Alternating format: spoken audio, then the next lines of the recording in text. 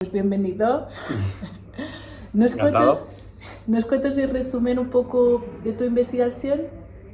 Pues nosotros en el laboratorio trabajamos en desarrollo embrionario muy temprano. Muy temprano es justo los primeros momentos de vida del embrión. Usamos como modelo el ratón, que es el modelo más parecido, o uno de los modelos de vertebrado que se utiliza más en biología y en el que se conoce mucho. Y entonces lo que intentamos entender es cómo es posible que de una sola célula, que es como de donde empezamos todos, se genere algo tan complejo como es un organismo entero en el que tenemos tantos diferentes tipos de tejidos y funciones y células. Entonces, cómo una sola célula puede generar, como en el caso de los humanos, más de 40 trillones de células. Esa célula tiene que generar tantos trillones de células. Entonces intentamos entender cómo esas células pueden mantener o pueden tener ese potencial sin límite que parece tenerlas. Entonces intentamos entender cómo molecularmente funciona y se almacena ese potencial.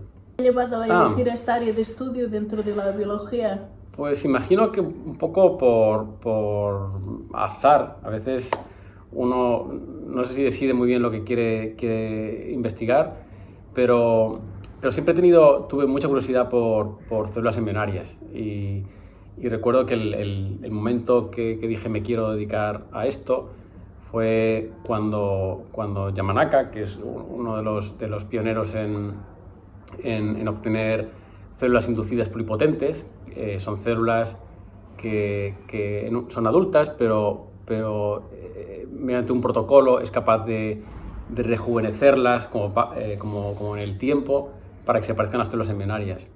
Entonces, cuando leí ese artículo me emocionó intelectualmente, yo creo que me gustó y pensé que quería dedicarme a entender y estudiar cómo estas células embrionarias son capaces de tener ese potencial y desarrollarse en organismos complejos.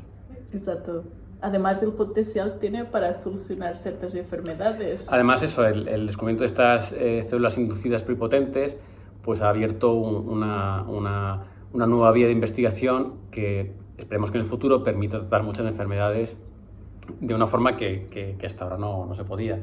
Al tener una fuente ilimitada de células, pues uno puede coger esas células y generar células de corazón, o puede generar células de pulmón, o puede generar células de riñón y tratarlas y trasplantarlas para solucionar un problema en pacientes.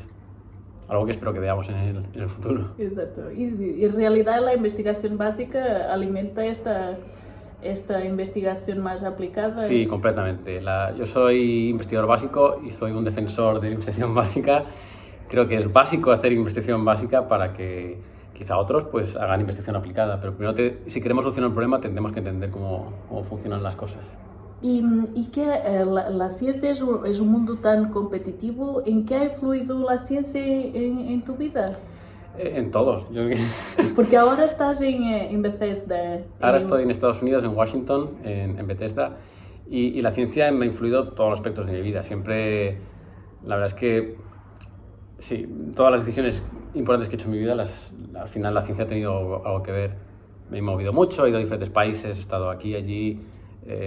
Afecta a tus relaciones personales, afecta a tus relaciones familiares, pero ese interés por la ciencia pues siempre ha estado en el top de la prioridad. De la prioridad, sí. Exacto, es un área muy competitiva y hay que luchar mucho, pero también se saca el partido. Sí, es muy reconfortante. Es verdad que la ciencia te da muchas decepciones porque es así, muchas cosas fallan y no funcionan y tal, pero cuando las cosas funcionan es muy reconfortante. ¿Y qué problema te gustaría solucionar en tu carrera científica? Que quedan años, ¿eh? Pero...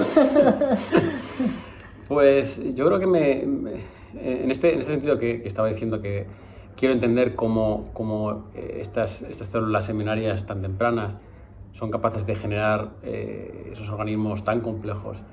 Quiero entender cómo esas células pueden almacenar ese potencial y me gustaría entender cómo funcionan y cómo hacer que a lo mejor otras células adquieran ese potencial, también con objetivo para que a lo mejor un investigador aplicado pues pueda desarrollar nuevas nuevas terapias en el futuro. Entonces, en los próximos años me gustaría ahondar un poco en los cómo esas células funcionan y qué es lo que tiene que las hace tan únicas. Muchas gracias.